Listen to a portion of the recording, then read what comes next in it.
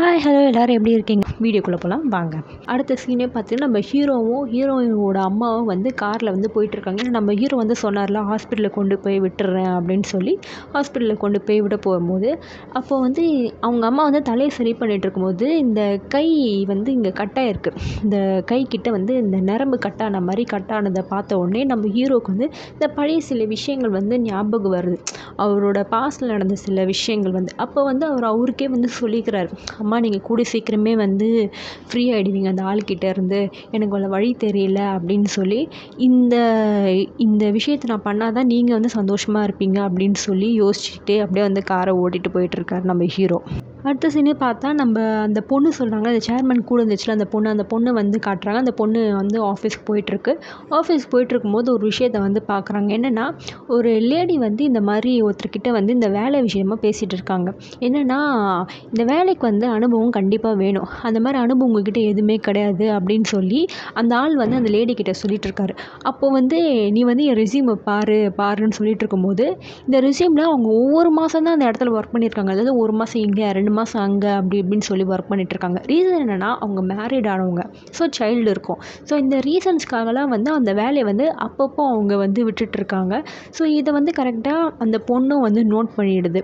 Note பண்ணி அவங்க ரெஸ்யூமேலாம் வந்து பார்த்து சரி கொஞ்சம் வெயிட் பண்ணுங்க அப்படின்னு சொல்லி இருக்கிறாங்க. அதுக்கப்புறமா நம்ம அந்த பொண்ணு வந்து என்ன பண்ண அந்த ரெஸ்யூமை செக் பண்ணிகிட்டே இருக்கும்போது நீங்கள் ஒவ்வொரு இடத்துல ஏன் இந்த மாதிரி 3-4 மாதம் மட்டும் இருந்துட்டு போயிடுறீங்க, ஏன் வந்து ஒரு கம்பெனியில் நிரந்தரமாக வந்து இருக்க மாட்டேன்றீங்க அப்படின்னு சொல்லி இது பண்ணாங்க. அப்போ அவங்க ரீசன் சொல்கிறாங்க, என் பையனுக்கு இந்த மாதிரி உடம்பு சரியில்லை அப்படி இப்படின்னு ரீசன் சொல்லிகிட்டே இருக்கும்போது அப்போது கூட அந்த ஆள் வந்து கத்துறான், இந்த மாதிரிலாம் ரீசன் சொன்னிங்கன்னா வேலைக்கே ஆகாது அப்படின்னு சொல்லி இது பண்ணிகிட்டே இருக்கிறாங்க. அப்போது அந்த பொண்ணு வந்து ஒரு விஷயத்தை யோசிக்குது. என்னென்னா நம்ம ஹீரோட அப்பா சொல்லியிருப்பார்ல, ஹீரோக்கு வந்து தன்னோட கம்பெனியில் ஒரு பொசிஷன் வந்து கொடுக்கணும் அப்படின்னு சொல்லிட்டு யோசிச்சுட்டு இருப்பார்.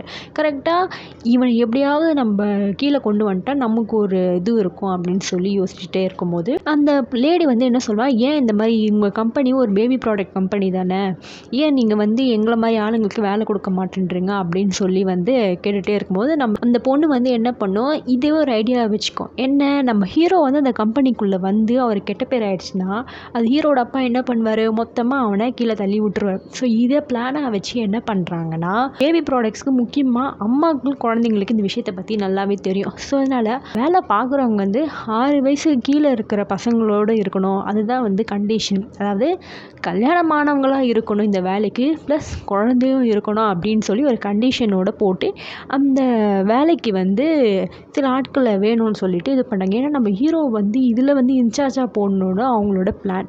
ஸோ அப்படியே இங்கே சீன் வந்து கட் ஆகுது. நம்ம ஹீரோயினோட பொசிஷனை கட்டுறாங்க. என்னென்னா நம்ம ஹீரோயினோட அம்மாவுக்கு வந்து ஆப்ரேஷன் நடந்திருக்கும். ஆப்ரேஷன் நடந்து அவங்க கூடயே வந்து நம்ம ஹீரோயின் வந்து இருப்பாங்க.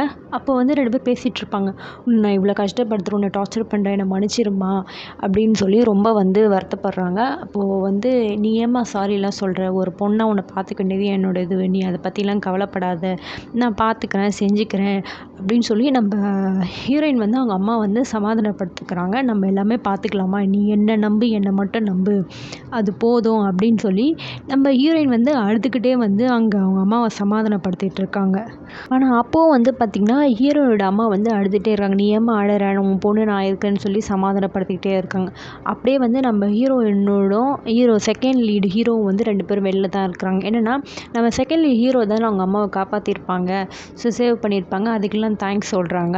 அதுக்கப்புறம் இந்த காசு பற்றி விஷயம் வரும்போது நம்ம செகண்ட் லீட் ஹீரோ என்ன பண்ணியிருப்பார், சேவிங்ஸ் வச்சுருப்பார். ஏன்னா அவங்களுக்கு ஒரு பையன் இருக்கும்ல, அந்த பையனோட சேவிங்ஸ்க்காக சில காசு வச்சுருப்பாங்க, அதை வந்து இந்த இதுக்கு செலவு பண்ணிகிட்டு இருப்பாங்க. நீ உன் பையனை வளர்க்கணும்ல, அப்போ ஏன் இந்த மாதிரி நீ பண்ண அப்படின்னு சொல்லி நம்ம ஹீரோயின் வந்து கேட்க செகண்ட் லீட் ஹீரோ வந்து என்ன சொல்கிறாருன்னா, நான் என் பையனை வளர்க்கணும் அது சரிதான், பட் இருந்தாலும் வந்து அவங்க வந்து என் அம்மா மாதிரி, நான் சின்ன வயசில் கஷ்டப்படும் போது என்னை அவங்க வளர்த்துருக்காங்க, அது நான் அவங்களுக்கு செய்கிற நன்றி கடன் அப்படி இப்படின்னு நம்ம செகண்ட் லீட் ஹீரோ வந்து சொல்வார். பட் ஹீரோயினுக்கு இந்த விஷயத்தை சுத்தமாக வந்து இன்ட்ரெஸ்டே இல்லை. ஏன்னா அவன் சின்ன பையன், அந்த பையனுக்காக வச்சு இந்த காசை வந்து ஸ்பெண்ட் பண்ணுறதுல அவங்களுக்கும் வந்து இஷ்டம் இல்லை. உடனே நம்ம ஹீரோயின் வந்து என்ன பண்ணுறாங்க, இந்த பார்ட் டைம் ஜாபெல்லாம் வந்து விட்டுட்டு நான் வந்து ஒரு நல்ல ப்ராப்பராக ஒரு வேலைக்கு வந்து போகணும், அப்போ தான் என்னோடய கடனையும் அடைக்க முடியும், முடியும், இந்த ஹாஸ்பிட்டல் பில்லுக்கு இது எல்லாமே என்னால் கவர் பண்ண முடியும் அப்படின்னு சொல்லிட்டு யோசிச்சுட்டே இருக்காங்க. நம்ம ஏதாவது ஒரு ப்ராப்பராக ஒரு வேலைக்கு போகணும் அப்படின்ட்டு வேலை தேடுற இதுதான். உடனே வந்து நம்ம ஹீரோயின் வந்து அவங்க எது வேலை எல்லாமே தேடிட்டு இருக்கும்போது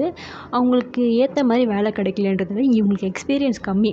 ஸோ அதனால் வந்து என்ன பண்ணுறது ஏது பண்ணுறதுன்னு தெரியாமல் இதுக்கும் அதுக்கும் சம்மந்தமே இல்லாமல் தேடிட்டே இருக்கும்போது கடைசியாக ஒரு வேலை கிடையாது. என்னது, நம்ம ஹீரோவோட கம்பெனியில் இந்த கல்யாணமானவங்க குழந்தை இருக்கவங்களுக்கு வேலை கிடைக்கும் அப்படின்ட்டு அது எக்ஸ்பீரியன்ஸ் தேவையில்லை அப்படின்னு சொல்லியிருக்காங்க. அப்படி சொல்லும்போது அதை நம்ம ஹீரோயின் வந்து பார்த்துட்டாங்க. ஸோ இந்த வேலை நம்மளுக்கு கரெக்டாக இருக்குமா அப்படின்னு சொல்லிட்டு இவங்களுக்குள்ளே யோசனை. பட் மாட்டிக்கிட்டால் பிரச்சனையாகும். ஏன்னா இவங்களுக்கு கல்யாணமே ஆகலை, ஆனால் கல்யாணமே ஒரு குழந்தை இருக்குன்னு சொன்னால் என்ன பண்ணுறது அப்படின்னு சொல்லி யோசிக்கிறாங்க. கரெக்டாக பார்க்கும்போது நம்ம இவங்க 2 பேரும் ஒரே வீட்டில் தானே இருப்பாங்க. அதாவது கீழ் வீட்டில் வந்து நம்ம ஹீரோயின் இருப்பாங்க, மேல் வீட்டில் பார்த்திங்கன்னா செகண்ட் லீடு ஹீரோ அவரோட பையன் இருப்பாங்க. அப்போது அவங்க 2 பேரும் விளையாடிட்டு இருக்க சவுண்டு இவங்களுக்கு கேட்கும்போது ஏன் நம்ம வந்து நம்ம வீட்டில் தான் சின்ன பையன் இருக்கானே அவனை வச்சு ஏன் நம்ம வந்து இந்த வேலையை வந்து இது பண்ணக்கூடாது அப்படின்னு வந்து யோசிப்பாங்க. பட் இருந்தாலும் மாட்டினா பிரச்சனை ஆகிடும்ல. ஸோ அதையும் யோசிச்சுக்கிட்டே வந்து 2 யோசிச்சுட்ருப்பாங்க. ஆனால் வந்து ஒரு கிரிட்டிக்கல் மீன்ஸ் ஒரு கன்ஃபியூஸ் ஸ்டேஜில் இருப்பாங்க. அப்போ கூட யோசிப்பாங்க, நான் வந்து என்னோடய ஃப்ரெண்டோட பையன் தானே, பரவாயில்ல நம்ம இவனை வச்சு வந்து இந்த வேலையை வந்து இது பண்ணிக்கலாம் அப்படின்னு சொல்லி ஒரு சூப்பராக ஒரு ஐடியாவை போட்டு எப்படியோ வந்து அப்ளிகேஷன் போடணும்னு நினைப்பாங்க. பட் ஆனால் வந்து இல்லை வேணாம் இது தப்புன்னு சொல்லி மறுபடியும் வந்து ஃப்ரண்ட் அண்ட் பேக்காக பின் வாங்கிட்டே இருப்பாங்க.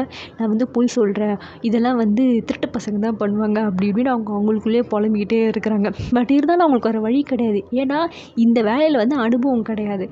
நல்ல சம்பளம் இருக்கும்போது பொய் சொல்கிறது தப்பே இல்லை அப்படின்ற மாதிரி பொய் சொல்லி எப்படியோ அந்த வேலையை வந்து அப்ளை பண்ணுறாங்க நம்ம ஹீரோயின். அந்த சமயத்தில் கூட தான் அப்பாவோட ஃபோட்டோ பார்த்துக்கிட்டு நான் பண்ணுறதெல்லாம் தப்பு தான், ஆனால் எனக்கு வேறு வழி தெரியல, அம்மாவோட மெடிக்கல் பில் கட்டணும், இன்ட்ரெஸ்ட் கட்டணும், இதெல்லாம் இவ்வளோ இருக்குது, எனக்கு வேறு சாய்ஸே இல்லை அப்படின்னு சொல்லி கடைசியாக அவங்க அப்பா கிட்டலாம் மன்னிப்பு கேட்டுட்டு இந்த மாதிரிலாம் நடந்துட்டு அதுக்கப்புறமா நம்ம ஹீரோயின் வந்து அந்த பொசிஷனுக்கு வந்து அப்ளிகேஷன் வந்து போடுறாங்க.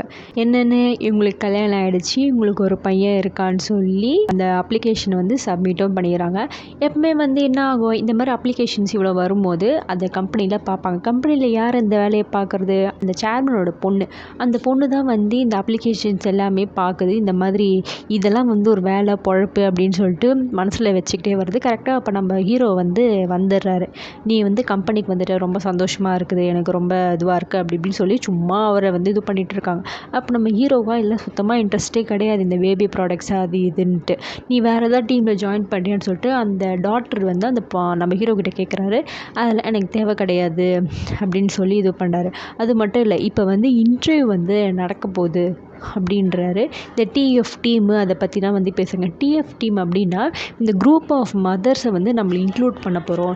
இந்த ப்ராடக்டை வந்து இது பண்ணுறது, இந்த ப்ராடக்டை வந்து எப்படி விற்கிறது, அந்த ப்ராடக்டை எப்படி வந்து யூஸ் பண்ணுறது. ஏன்னா ஒரு அம்மாவுக்கு தெரியும் இந்த பேபி ப்ராடக்ட்ஸ் எப்படி வந்து யூஸ் பண்ணணும் செய்யணும் அப்படின்னு சொல்லிட்டு. ஸோ அதனால் வந்து இந்த டீம் வந்து இதுக்கு தான் வந்து க்ரியேட் பண்ணுறோம், நீ தான் அதுக்கு வந்து லீட்ரு அப்படின்னு சொல்லி இந்த ரெஸ்யூமேலாம் நீ பார்க்குறியா அப்படின்னு சொல்லி இந்த ஃபைனலாக லிஸ்ட்டான கேண்டிடேட்ஸ்லாம் வந்து காட்டுறாங்க.